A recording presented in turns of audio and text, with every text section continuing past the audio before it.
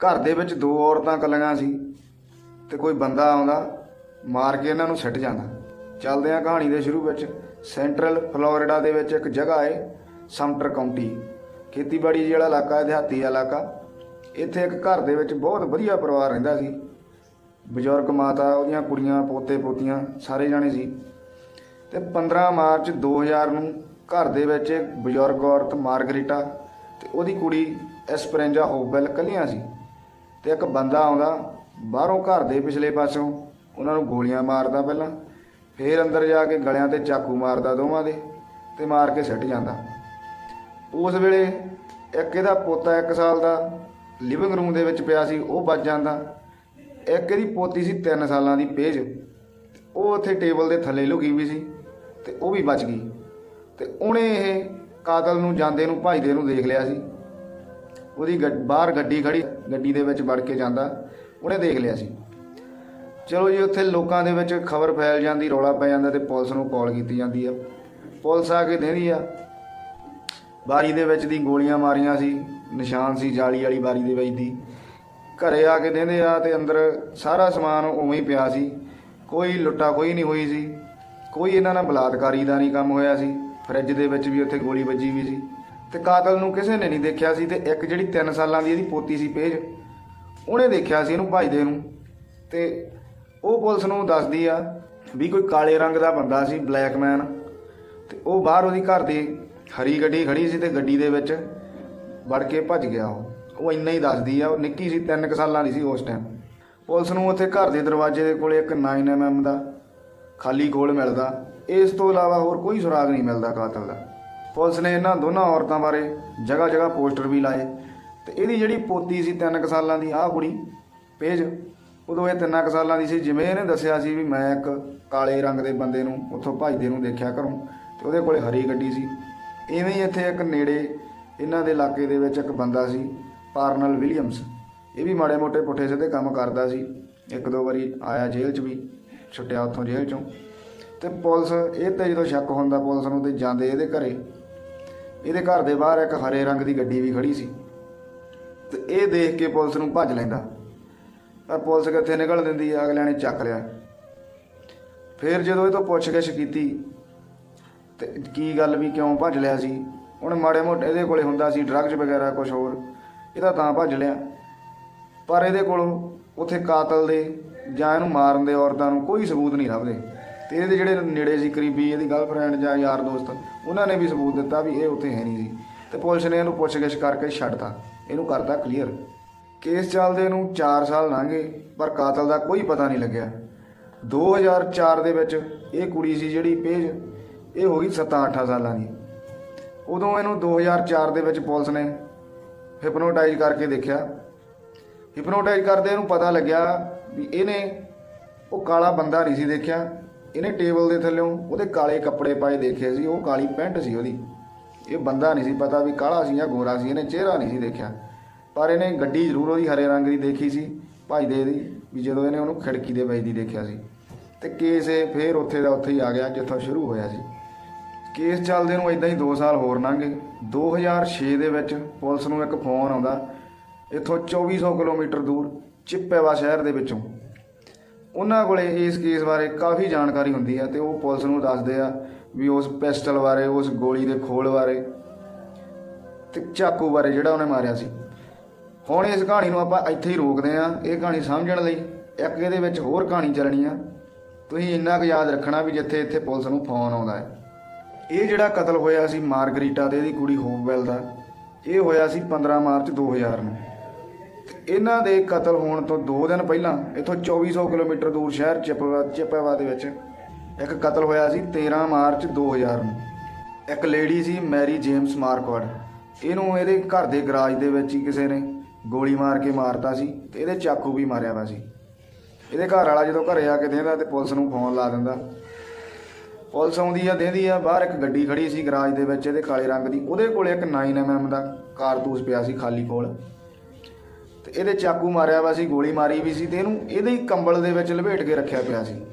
Police ਨੂੰ ਹੁਣ ਘਰਦਿਆਂ ਤੇ ਪਹਿਲਾਂ ਸ਼ੱਕ ਹੁੰਦਾ, ਇਹਦੇ ਘਰ ਵਾਲੇ ਤੋਂ ਪੁੱਛ-ਗਿੱਛ ਹੁੰਦੀ ਆ, ਇਹਦੇ ਵੱਡੇ ਮੁੰਡੇ ਤੋਂ ਪੁੱਛ-ਗਿੱਛ ਹੁੰਦੀ ਆ, ਪਰ ਇਹਨਾਂ ਦਾ ਕੋਈ ਵੀ ਤਾਲੁਕ ਨਹੀਂ ਮਿਲਦਾ ਇਸ ਕੇਸ ਦੇ ਨਾਲ। ਇਹਨਾਂ ਦਾ ਵੱਡਾ ਮੁੰਡਾ ਵਿਲ ਮਾਰਕਵਿਡ, ਉਹ ਨਹੀਂ ਪੁਲਿਸ ਨੂੰ ਲੱਭਦਾ। ਜਿਹੜਾ ਇਹਨਾਂ ਦਾ ਇਹ ਮੁੰਡਾ ਸੀ ਬਿਲ ਮਾਰਕਵਿਡ, ਇਹ ਵੀ ਇੱਕ ਆਈਟਮ ਸੀ ਪਤੰਦਰ। ਇਹ ਇੱਥੋਂ 40-50 ਕਿਲੋਮੀਟਰ ਦੂਰ ਜੰਗਲ ਦੇ ਵਿੱਚ ਰਹਿੰਦਾ ਸੀ, ਇੱਕ ਕੈਬਿਨਜੇ ਦੇ ਵਿੱਚ। ਤੇ ਪੁਲਿਸ ਇੱਥੇ ਜਾਂਦੀ ਆ, ਪੁਲਿਸ ਨੂੰ ਇਹਦੇ ਘਰ ਦੇ ਕੋਲੇ ਇੱਕ ਖੂਨ ਨਾਲ ਭਿੱਜੀ ਵੀ ਤਰਪਾਲ ਮਿਲਦੀ ਆ, ਪਰ ਉੱਥੇ ਬਿੱਲ ਨਹੀਂ ਮਿਲਦਾ। ਪੁਲਿਸ ਉੱਥੇ ਸਰਚ ਵਾਰੰਟ ਲੈ ਕੇ ਇਹਦੇ ਕੈਬਿਨ ਦੇ ਵਿੱਚ ਜਾਂਦੀ ਆ। ਉੱਥੇ ਘਰ ਦੇ ਅੰਦਰ ਦੇਂਦੇ ਆ ਤੇ ਸਮਾਨ ਇੱਧਰ ਉੱਧਰ ਸਾਰਾ ਖਿਲਰਿਆ ਪਿਆ ਸੀ। ਉੱਥੇ ਪੁਲਿਸ ਨੂੰ ਮਿਲਦਾ ਇੱਕ 9mm ਦਾ ਖਾਲੀ ਕਾਰਤੂਸ। ਪੁਲਿਸ ਉਦੋਂ ਤਾਂ ਉੱਥੋਂ ਮੁੜ ਆਉਂਦੀ ਵਾਪਸ। ਤੇ 3 ਕੁ ਦਿਨਾਂ ਬਾਅਦ ਕੋਈ ਪੁਲਿਸ ਨੂੰ ਫੋਨ ਲਾਉਂਦਾ ਵੀ ਇੱਥੇ ਬਿੱਲ ਆਪਦੇ ਘਰੇ ਫਿਰਦਾ ਤੁਰਦਾ ਦੇਖਿਆ ਗਿਆ। ਫਿਰ ਪੁਲਿਸ ਆਉਂਦੀ ਪੂਰੀ ਤਿਆਰੀ ਦੇ ਵਿੱਚ, ਸਵੈਟ ਟੀਮ ਲੈ ਕੇ, ਤੇ ਇਹਨਾਂ ਨੂੰ ਬਿੱਲ ਮਿਲ ਜਾਂਦਾ ਇੱਥੇ, ਤੇ ਬਿੱਲ ਨੂੰ ਚੱਕ ਲੈਂਦੇ ਇਹ। ਇਹਦੀ ਜੇਬ ਦੇ ਵਿੱਚੋਂ ਇੱਕ ਚਾਕੂ ਵੀ ਮਿਲਦਾ, ਜਿਹੜਾ ਇਹ ਲੱਗਦਾ ਸੀ ਵੀ ਧੋਤਾ ਵਾ, ਸਾਫ਼ ਸੂਫ ਕੀਤਾ ਵਾ। ਇਹਦੇ ਬੂਟਾਂ ਦੇ ਉੱਤੇ ਵੀ ਖੂਨ ਦੇ ਛਿੱਟੇ ਲੱਗੇ ਹੁੰਦੇ ਆ।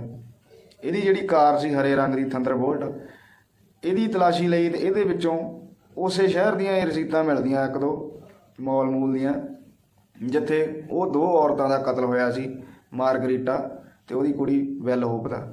ਹੁਣ ਕਹਾਣੀ ਇੱਥੇ ਨਾਲ ਨਾਲ ਥੋੜ੍ਹੀ ਥੋੜ੍ਹੀ ਜੁੜੀ ਜਾਊਗੀ, ਤੁਹਾਨੂੰ ਸਮਝ ਵੀ ਆਈ ਜਾਊਗੀ। ਜਿਹੜੇ ਇਹਦੇ ਘਰੋਂ ਤਰਪਾਲ ਮਿਲੀ ਸੀ ਤੇ ਇਹਦੇ ਬੂਟਾਂ ਦੇ ਖੂਨ ਸੀ ਜਾਂ ਹੋਰ ਕੋਈ ਵੀ ਚੀਜ਼ਾਂ, ਪੁਲਿਸ ਉਹਨੂੰ ਭੇਜ ਦਿੰਦੀ ਆ ਫੋਰੈਂਸਿਕ ਲੈਬ ਦੇ ਵਿੱਚ। ਉਸ ਵੇਲੇ ਇਹਦੇ ਕੈਬਨ ਦੀ ਤਲਾਸ਼ੀ ਵੀ ਲੈਂਦੀ ਆ ਪੁਲਿਸ, ਤੇ ਉਦੋਂ ਉਹਨਾਂ ਨੂੰ ਕੁਝ ਨਹੀਂ ਮਿਲਦਾ। ਫਿਰ 11 ਦਿਨਾਂ ਬਾਅਦ ਇੱਕ ਹੋਰ ਤੀਸਰਾ ਸਰਚ ਵਾਰੰਟ ਲੈ ਕੇ ਆਉਂਦੇ ਕੈਬਨ ਦਾ।